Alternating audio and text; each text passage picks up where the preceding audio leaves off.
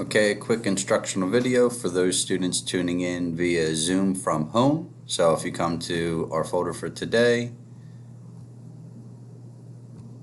and click on the Tabata workout, when you click on my document here, it'll open up a document that looks like this.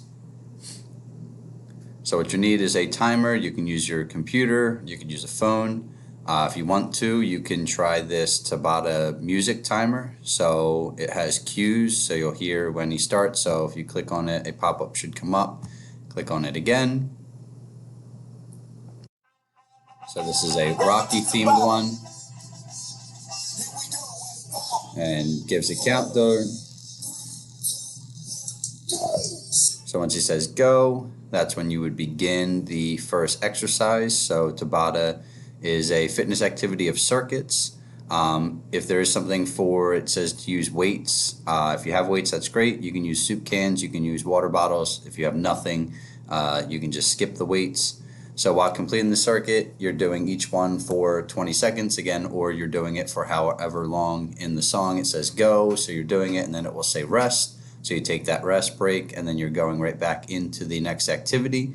You'll do 2 to 3 rounds at minimum of these activities. So again, please feel free to modify them as needed and take a longer break if necessary. Don't injure yourself.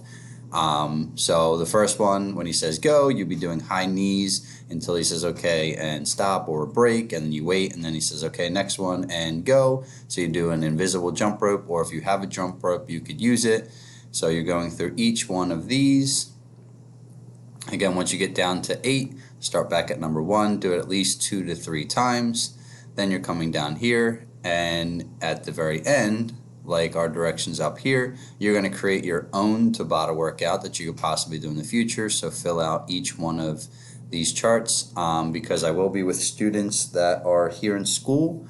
I will not be able to necessarily grade all the assignments before the end of class like we used to.